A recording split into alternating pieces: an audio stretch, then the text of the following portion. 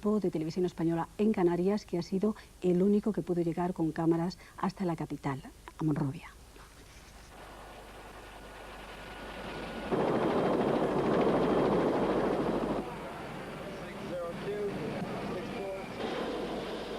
...225 marines norteamericanos desembarcaban el pasado domingo en las costas de la capital de Liberia, Monrovia, para evacuar a todos los ciudadanos extranjeros que lo solicitasen.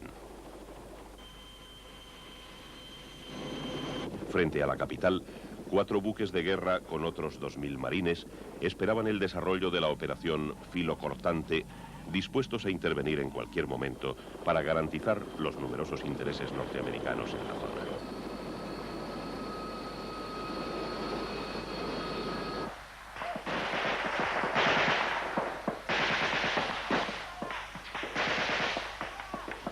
De este modo se internacionalizaba un conflicto civil que ha llevado a este pequeño y rico país de la costa atlántica africana a la ruina económica y moral.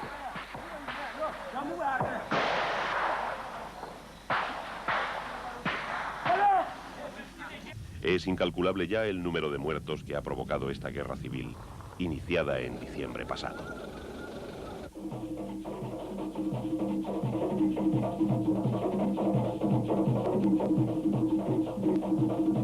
Con clima tropical, Liberia es un paraíso natural, cubierto de la misma selva amazónica que el Brasil. Su joven población, 2.400.000 habitantes, vive desde hace tiempo acostumbrada a que los vaivenes políticos les salpiquen siempre. El país no deja de ser una inmensa paradoja, llena de riqueza y miseria. Sus libros de historia recogen con orgullo que este es el único país africano que no ha sido colonia antes que país. Nunca existió la dominación blanca, pero paradójicamente existió la dominación negra, la de los esclavos liberados procedentes de Norteamérica que se instalaron sobre un territorio en el que vivían unos pueblos indígenas que vieron a los nuevos pobladores como invasores. De raza negra, pero invasores al fin y al cabo, los recién llegados proclamaron la independencia de la República de Liberia en 1847. Hasta el golpe de Estado de 1980, perpetrado por el actual presidente, Samuel Doe, el poder estuvo en manos de esa minoría de américo-liberianos, conocidos popularmente por congos. Eran los encargados de velar por los poderosos intereses económicos que los Estados Unidos tienen en este país, del que muchos analistas han llegado a decir que es una gran multinacional norteamericana en el continente africano.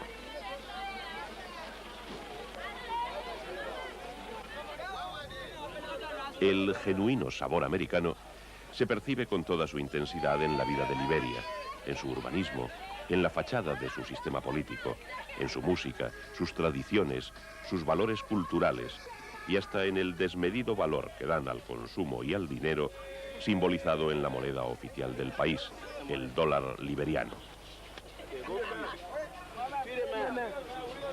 De los intereses americanos en la zona da buena cuenta la inmensa factoría de caucho de Firestone, la más grande del mundo, que hasta que fuera cerrada tras ser tomada por los rebeldes, daba empleo a más de 8.000 liberianos. Resulta difícil imaginarse un bosque tan ordenado como este.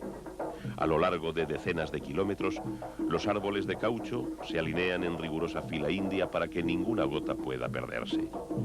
Todos saben del poder de estos árboles, pues del continuo goteo de sus cortezas salen gran parte de las ruedas con que Occidente prosigue su camino de desarrollo.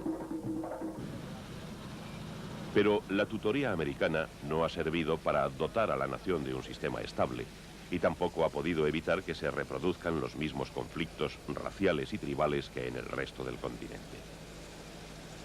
Desde que el actual presidente, Samuel Doe, accedió al poder hace 10 años, el equilibrio quedó roto y las venganzas tribales se convirtieron en el eje de la política liberiana. Todo esto unido a una corrupción administrativa generalizada que despertó las ambiciones de todos por hacerse con el régimen.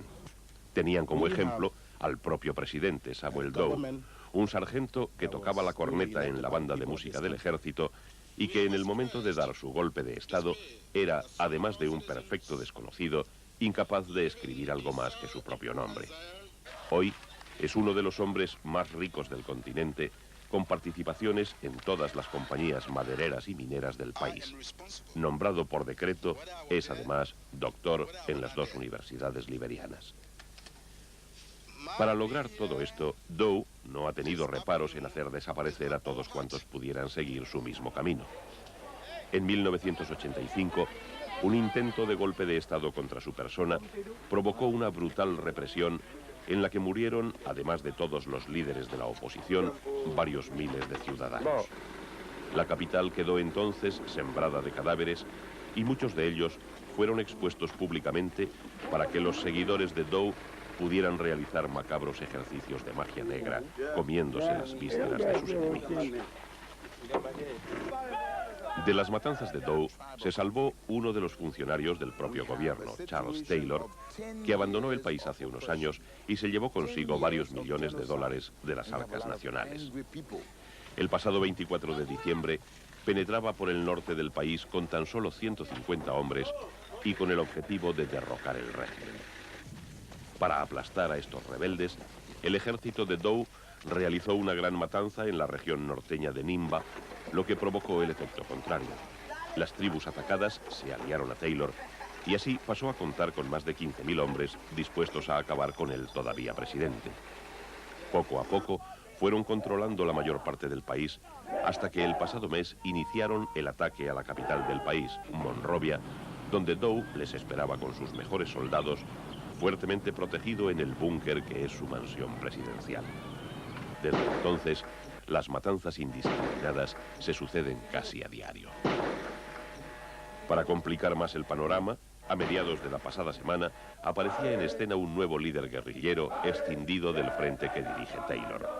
Se trata de Prince Johnson, conocido mundialmente a través de esta fotografía. Fueron sus seguidores también los que ayer mismo llevaron a cabo el atentado frustrado contra el presidente cuando se dirigía en coche desde el Ministerio de Defensa a su mansión presidencial. Los rebeldes lograron hacer fuego contra el vehículo, si bien no lograron su propósito, ya que los propios insurgentes reconocían hoy que había salido ileso del atentado.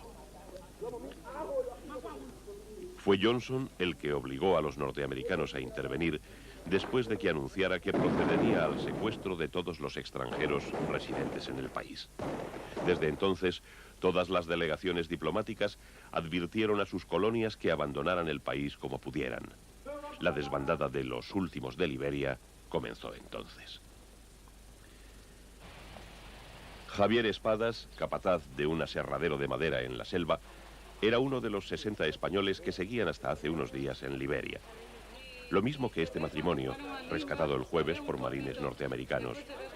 Siempre pensaron en aguantar hasta el último momento, hasta que el odio racial terminara desatándose también contra los blancos y ya solo quedara la salida del abandono.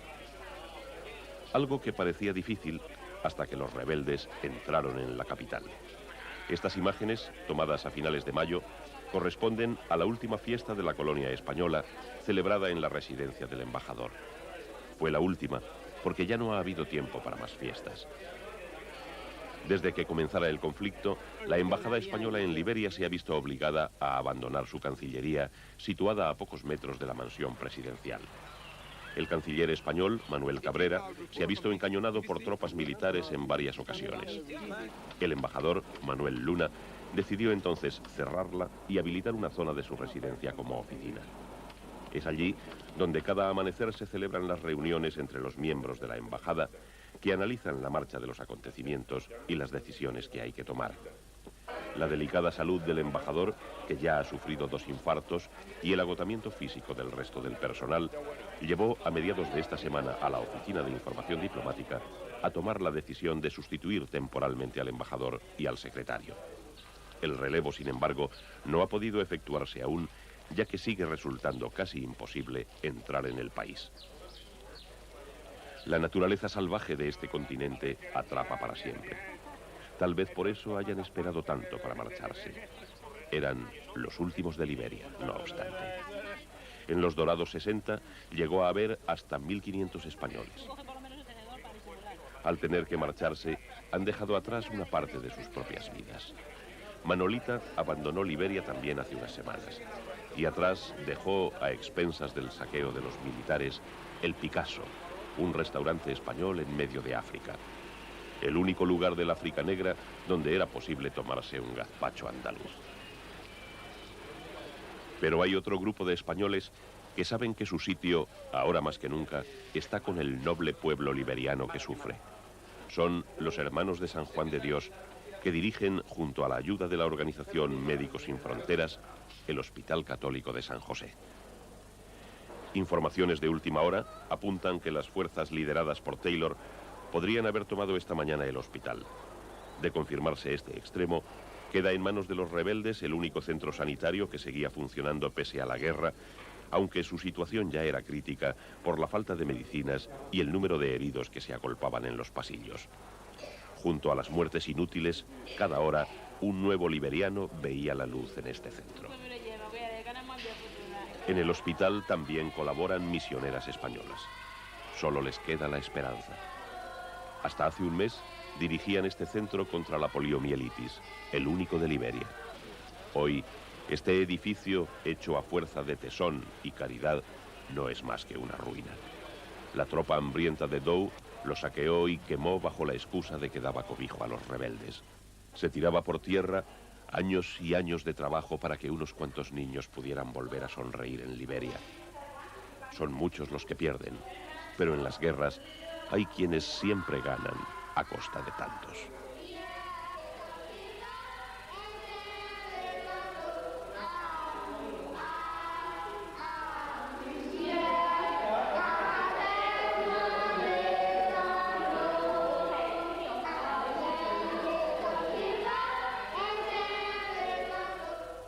Precisamente, según ha podido saber Informe Semanal hace unos minutos, el Hospital Español de San Juan de Dios ha sido totalmente evacuado después de que un obús causara esta mañana importantes daños en este centro sanitario en la capital, en Monrovia. Según una comunicación por radio, varios vehículos con el personal y los enfermos más graves han partido este mediodía hacia el norte del país a un hospital de protestantes. Este hospital se encuentra muy cerca de un aeropuerto, por lo que se está estudiando la posibilidad de enviar un avión con medicamentos, con personal de refresco. Es la última hora de esta guerra que sigue sin tener final.